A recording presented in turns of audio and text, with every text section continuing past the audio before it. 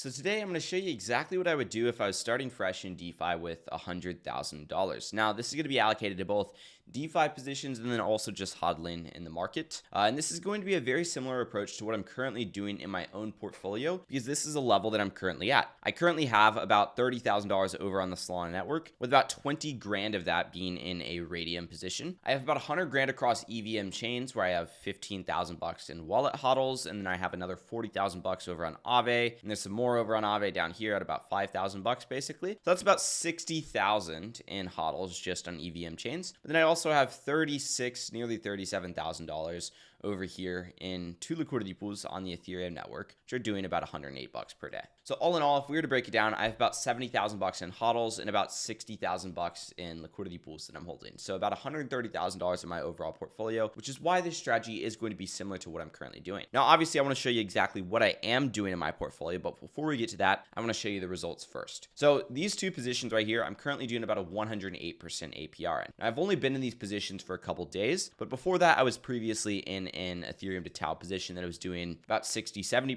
APR, and I just rebalanced it to get a 120% APR. Now these two positions are doing $110 per day, which means every week I am making roughly $770, and every month I am making roughly $3,400 off of these two positions, off of nearly $37,000. So this right here is nearly 10% per month off of these positions, and I do not have horrible divergence loss ratios like most people have. Most people will show you a dashboard like this, and this number right here will be red, right? Yes, their portfolio will be going down, just like mine is, right? Because the market is going down, the market is retracing, but ultimately they will be bleeding money because they are losing compared to holding in the market. Me, I have 300 bucks in earnings that I've generated the past couple days, and I have a $240 profit versus hodl, which means if I held in the market, I would have $241 less. But since I'm in these liquidity pools, I have $241 more. But most people in liquidity pools do not have a green number right here. They have a red number, which means they have less than if they held in the market. But basically, if we dive into the next position over here, it's this Solderinder one, which is currently doing about 40-50 bucks per day for me. And I have a $378 profit versus hodl and $383 in earnings. What that means is the majority of the earnings that come in are straight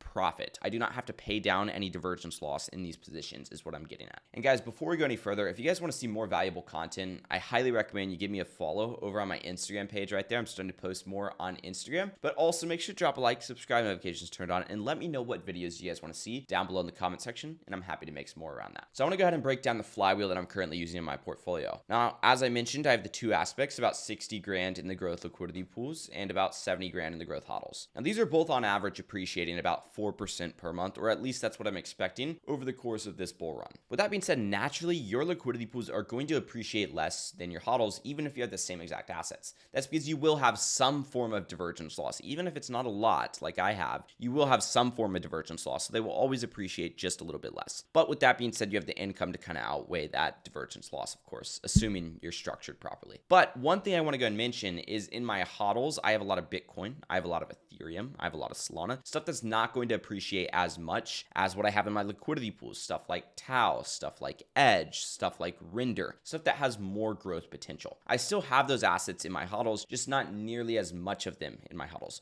which is why these are appreciating at a similar rate. But of course, I am doing a 100% APR cumulatively across my entire portfolio when you do a weighted average of my results so far. And then on my hodls, we assume that I'm doing nothing. Really, if we wanted to, we could say I'm doing like 2, maybe 3%, but we're not going to bother with that. So as mentioned, these liquidity pools are producing me income. That income is about 5 grand per month right now, which is amazing. I'm very, very happy for the 5 grand per month. And ultimately, that 5 grand per month, I'm executing on a pretty interesting strategy. In instances where I have about $60,000 in growth LPs and $70,000 in growth hodls, I want to get back to even, right? Because recently I have been wanting to allocate more towards liquidity pools. So I'm going to take that income and I'm going to put it right back into liquidity pools until I get to $70,000 in both the LPs and the hodls. I'm constantly flipping where my income goes to balance my portfolio to 50-50. 50% in LPs, 50% in hodls. That way I have maximum growth potential in my portfolio. I don't sell hodls and I don't sell LPs to balance out the portfolio. I either, number one, inject more capital, which is like, hey, I got 5 grand, market's on a dip, let's throw it into LPs this time, right? Or I use the income as a means to balance out my portfolio. But once I'm balanced, let's just say, I'm going to be allocating to hodls. I always want to build a bag in hodls, basically. But I'm also going to be compounding a portion of it. Assuming we're balanced out, 50% is going to LPs, 50% 50% is going to HODLs, right? But at the same time, if we're not balanced out, we're going to allocate more towards LPs or more towards HODLs. This is a pretty basic strategy right here. This is kind of what the flywheel looks like. But point is, I'm compounding about half of my monthly income right back into the LPs. I'm using the other half to put into HODLs. Instead of cashing anything out, I am putting it all back in the market. The reason why? Well, because there was a time where I was cashing out a couple $1,000s, but in the same time, I was injecting another $5,000 or so per month. So I'm like, well, I'm injecting more than what I'm cashing out. I might as well just leave it in stablecoins or just put it right into HODLs basically, and then put an extra couple $1,000s in as well. So I decided instead of cashing out and putting it right back in, I'd rather just keep it in the ecosystem, either hold it in stablecoins or just directly invest it into the market. And a simple strategy like this, where you allocate 60 grand into growth LPs and $70,000 into HODLs, is going to help your portfolio appreciate a lot. You're starting at 130 grand and you're estimated to appreciate to well over $300,000, right? Your LP portfolio and your HODL portfolio are growing at a similar pace, but one thing you will notice is your HODL portfolio is actually growing to $170,000 and your LP portfolio is growing to $153,000. That's a very, very similar amount to what we started with, right? Yes, the HODL portfolio grows a little bit more, but point is we started with 60 grand here and 70 grand here. And now all of a sudden we still have about a $10,000 to $15,000 difference in those two. The reason why is because we are using the income from the LPs to grow the HODLs. The HODLs are appreciating, the LPs are appreciating, and we are also using the income from the LPs to grow the LPs, right? And by implementing on a strategy like that, instead of your income just being flatline for 12 months or so, right, and being $5,000 per month forever, you're growing from 5 grand to 5.4K to 5.8K to 6.3K, so on and so forth, all the way up to your final months. You're doing on month 10, 10.1K, month 11, 10.9K, and on month 12, 11.9K. Now, this is one of our tools that we use in-house at Builder Wealth for our DeFi legacy clients and helping them build out flywheels. If you guys need help building out your own flywheel, I'm going to recommend you stay tuned for my next video, but also check the link down below in the description. The point is, a simple portfolio like this, obviously there's more diversification. I'm just looking at this from a high level overview, can grow a substantial amount. If we just stuck it in HODLs, let me show you what that looked like, right? If you're not invested into liquidity pools at all, we just throw 30 grand or 130 grand into these HODL liquidity pools and you appreciate 4% per month, you're coming out to roughly $208,000. You still see a lot of profits, but at the same time, you don't see nearly as much as if you include that portion of liquidity pools in here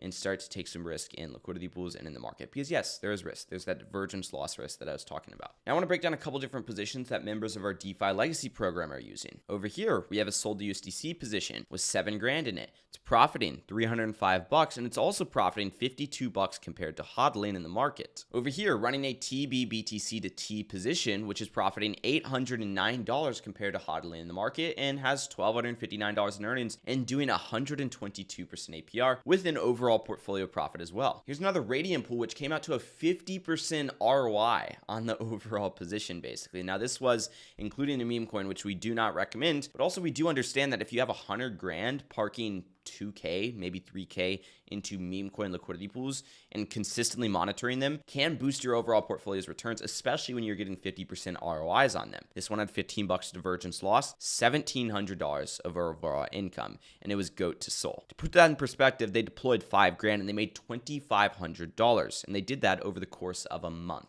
Here's a more advanced VFAT strategy that one of our members ran that did a 430% APR, generated a total of $1,800 in earnings. This was a smaller amount of capital simply because we were testing, but it puts it in perspective how these strategies can perform. So my next video, I'm going to be sharing my entire process for building out a flywheel like this, start to finish, basically, like what assets we're choosing, what types of positions we want to look for, how we're going to go out and look for those positions, how we're going to simulate results before deploying. All that stuff will be covered in my next 2 videos, so make sure to stay tuned for those by dropping a like, subscribing, notifications turned on, and of course scroll down right below this video. You'll see a link to my Instagram. Make sure to give me a follow on Instagram because I'm posting more valuable content over there. Peace out.